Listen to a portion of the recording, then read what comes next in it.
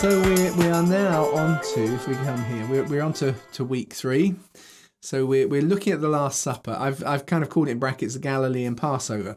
So we're looking at Wednesday, and if you were here on the first week when we were looking at some of the things that have classically been presented as contradictions in the Gospels, actually resolve themselves as we understand and see that our view very often of ancient history is very, very narrow and flat. And as we get a deeper view of it, we started to discover that there were references that showed there were multiple calendars kind of working at the same time.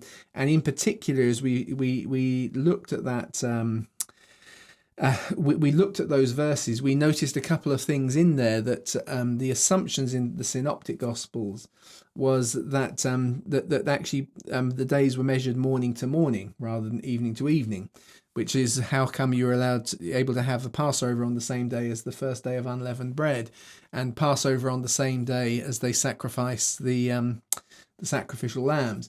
Although the official Jewish calendar was now running evening to evening, and we saw that transition happened when the children of Israel were in Babylon under exile, where the Babylonians had an identical calendar except for the fact they started evening to evening, and so everything seemed to have shifted at that point. And so as we come to the Wednesday now, Wednesday, as it turns out, is in the Galilean calendar, as we postulated. Perhaps it's quite extensively used in Galilee, where we find the references to it and so on. This would be the day that actually you'll be celebrating Passover on, 2 days before the official.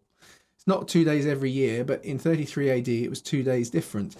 And that explains a kind of, it explains something unusual. If you look at traditional kind of Lent weeks, Wednesday is incredibly quiet. Nothing happens on Wednesday. So it's kind of almost invisible Wednesday. But actually suddenly we find that actually Wednesday is the day when the Last Supper is happening, which is a Passover using the older calendar that was running morning to morning, just as it had when they'd come out of Egypt for several centuries. So that's where we are. We're on Wednesday, and we're going to look at the events, and we're going to look at the meaning of those passages. So, hang on, let's come over here. Yeah. Okay, so before we get going, let's get familiar. We'll just take a couple of moments to get a bit more familiar with some other places. So I'll put the big screen up. So here's the Antonia Fort. I'm kind of doing it today because it's going to come into play. The temple and the fort are going to come into play towards the end.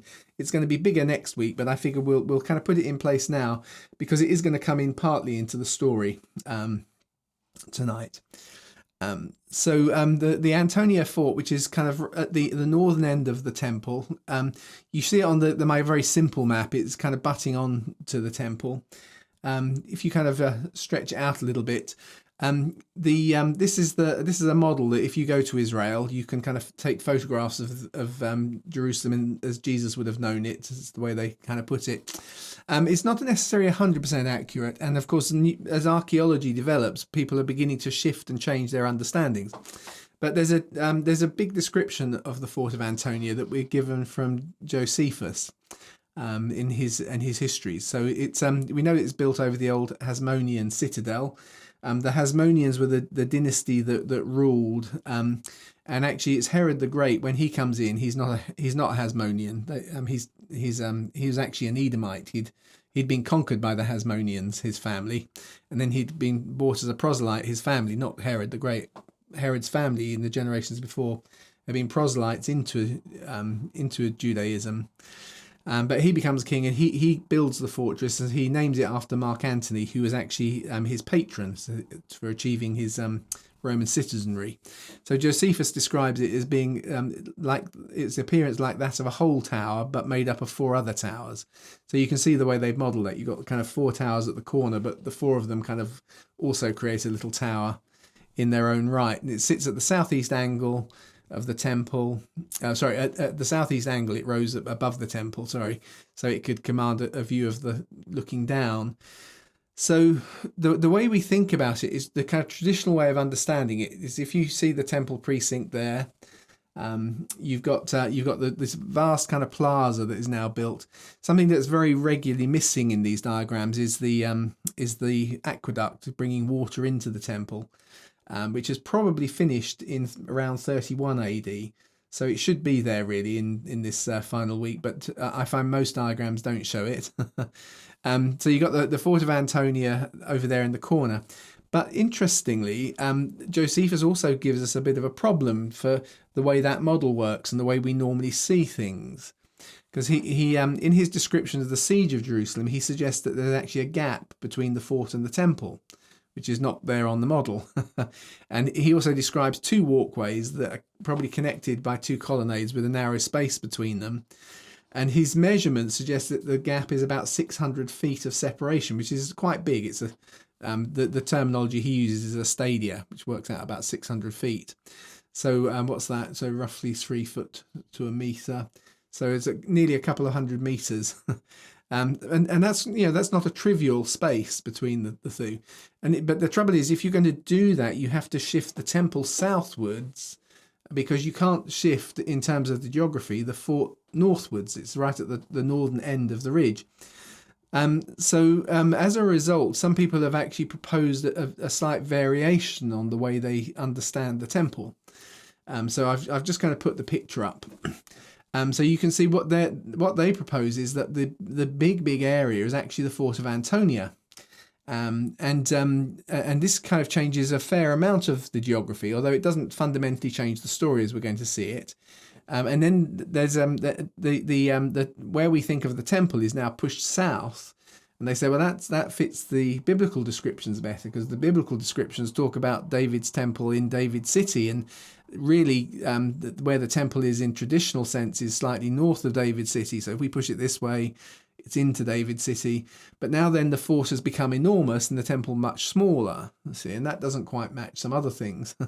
So I'm just kind of flagging the possibilities. They don't really affect our story at all. You'll notice that when the fort area is enormous, people want to put the praetorium in there. Whereas traditionally the praetorium in our understandings of the story of Jesus is actually over on the west side of Jerusalem, and as we saw it a few weeks ago, or 2 weeks ago, when we looked at the geography of Jerusalem. The thing that's kind of interest here, and this is really the only part it plays in what we're thinking about tonight, is of course the as more and more people start to adopt this thought of maybe where we thought the temple was is not where the temple was, it was the fort, and the temple somewhere else. Of course, there is a lot of energy and political will behind the idea of building a third temple, and suddenly it's no longer on the site where the Dome of the Rock is, which would have been politically impossible to do. So it's got nothing to do with the story we're looking at tonight, but actually it does impact the politics of today, the location of the temple. So anyway, it's going to come into today's story, so I thought we'd make a quick mention of the Fort of Antonia. So it's either further north or it's further south. It shifts things a little bit. There are pros and cons, so I'm not really decided on which way I see it. I tend to go with the traditional because that's what most people expect and accept. But there are some possibilities of it moving a bit further south. So before we kind of move on, just so we've touched on the fort, which is going to play a role tonight. I'm going to also talk about the houses. The houses which are down in that bottom corner, which I think, hang on, yeah, there we go. I can in this kind of circle here, which I'm doing with my little pointer, you can see those three houses, which I've highlighted in a ring there. Those were Anas's house, otherwise known as the priestly mansion. In fact, what I'm going to do is I'm going to get rid of me here so everyone can see everything. There we go. I've gone. In fact, if we play that again, look, there it goes. Hang on. Oh yeah. Oh no. Here it grows. Yeah, there we go. We're zooming in on there has actually been a large kind of what looks like a priestly complex. Sometimes you'll hear it referred to as the priestly mansion, Caiaphas's house. I'm calling it Anas's house. As we saw in the first week, Anas is really the power behind the throne.